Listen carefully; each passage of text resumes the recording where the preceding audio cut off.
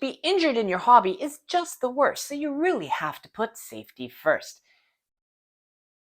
So if you want to be really hip for your sword, you need a tip. Okay, today we are going to talk about putting safety tips on swords. So whether it's HEMA or SCA or LARP or whatever you're doing, if you have your steel swords, look at the tip and you think, could you be safer? And this is a hot topic. Yes, there was an event in Poland. Yes, there was a sword that went through a jacket. Incidents happen. Okay. But we can reduce those incidents. We can look after ourselves because as good as safety equipment is, it can fail. This is a way to minimize risk, but it doesn't eliminate risk. Also, yes, I have a new tattoo on my arm. Yeah, I mean, it's awesome, but that's not the subject of the video. But I am noticing it as I record. When I think about this training rondel dagger, look at the top of it. It's hard plastic, it's round, it's smooth, and when it comes to the mask, it slides off. So if you thrust someone in the face, it angles. It doesn't want to grab the same way rubber does.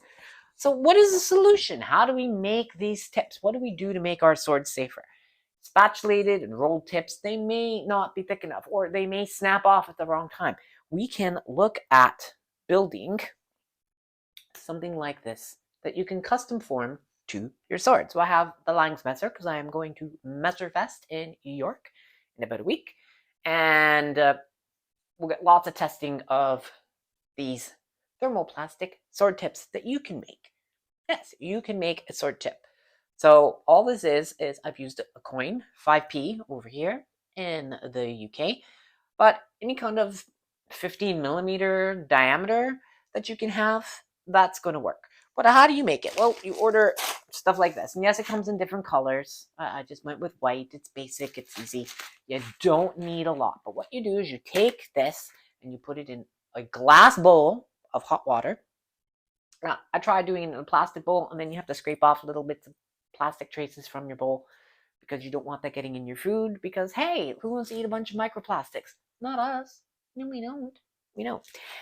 So you just put a small amount, tablespoon or two, into the hot water. Not boiling hot. You let it cool down a little bit. And then take some tongs or something, remove it, and shape it. Now, there are some important things. One, shape it on the item. So you'll have to dry it off. Don't touch it to paper and don't touch it to your clothes. Okay. Your hands are going to be perfectly fine and safe working this. And what you do is you take your coin and you take a piece of this and you put your coin, you start molding it around and you start shaping this rounded tip. And you get it relatively semicircular smooth. Okay.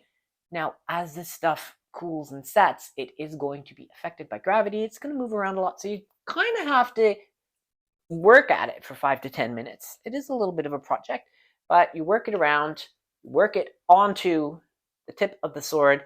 Now, yeah, it's a bit spatulated, but it's not very thick. But now, much better. Look at that. It's lightweight. It's not going to impact the performance, but when you come to fencing and you go to thrust someone in the face, it's going to slip and slide. That semicircular end is large. It's not going to grab. We're going to reduce the waffling of people's masks. And of course, if someone's jacket or something is starting to wear out and we do have an impact, a bruise, but it's not going to stab anyone in the bicep. So you can make your own safety tips for swords out of plastic. Rubber has the problem of gripping the mask sometimes, and I have seen it. I have been judging in a tournament, and on my ring, there was an incident with a pretty bad waffle of the mask. Thrust from the rapier comes in, hits the mask, lifts the mask up. Of course, it comes down on the bridge of the nose, blood everywhere. The medic is doing first aid work, all that stuff. I've got gloves on. I'm cleaning my ring of all this blood. So safety tips do help. So I also have my Siggy light over here. And I'll just show you. So I was working on this, and I'm going to have to heat it up and change it. It's a little bulky because if you leave it to set and it's a little too warm still, the gravity will deform it a little bit. So again, it is a coin. This time it's a Canadian 5 cents that I just had kicking around from my time in Canada. And I've shaped it. It's a little imperfect, but because this is a roll tip, once you form the plastic and it cools, it's stuck. I don't need to tape it on there. I can't remove it. So that is a closer look. And again, keep at it, keep shaping it. Try and store your sword upright with the point. And as you shape it and let it cool and keep coming back to it and keep manipulating it with your hands. But we can see there is a flat edge on there. It's not quite as rounded, so it wants to grip a little bit, but it's going to slide up. And better to have little bits of plastic grate onto the mask, but the sword move away, than actually have an injury.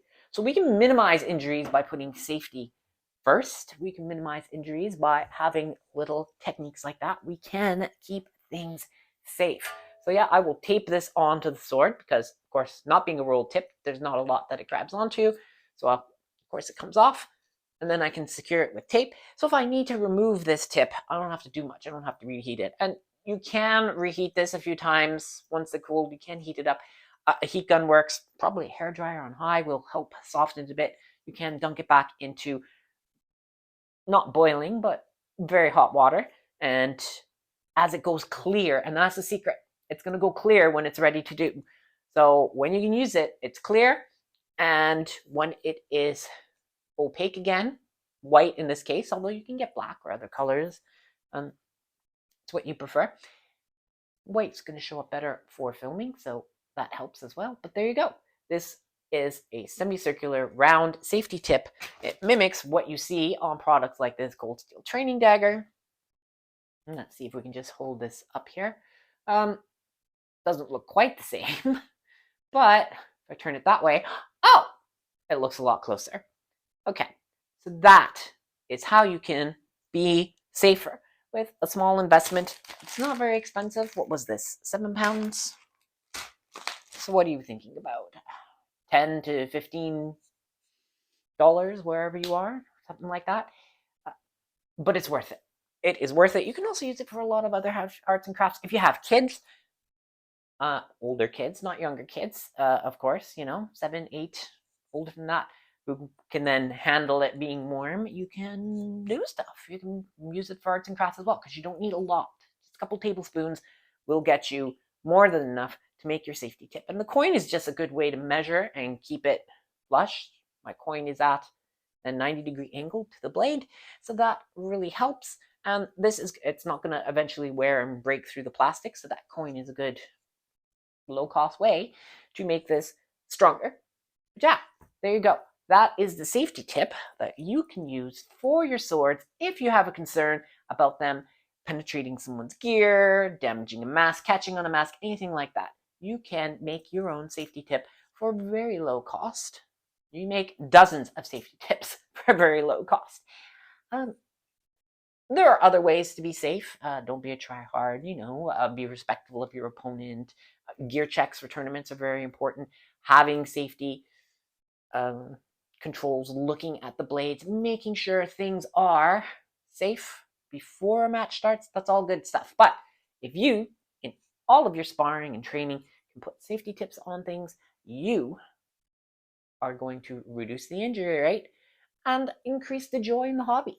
And that's really important. We do this for fun. This isn't life or death. We don't need to be tryhards. We don't need to be the best and the winners. This is for fun. So let's go have fun. And to have fun, you should be safe. Because then everyone goes home safe at the end of the day, and they can all come back next time and play with swords again. Isn't that awesome? Anyway, that's all I wanted to talk about for today. A 10-minute video on making some sword tips to increase safety and fun in your HEMA hobby. And until next time, friends, take care, stay safe, and keep on swinging.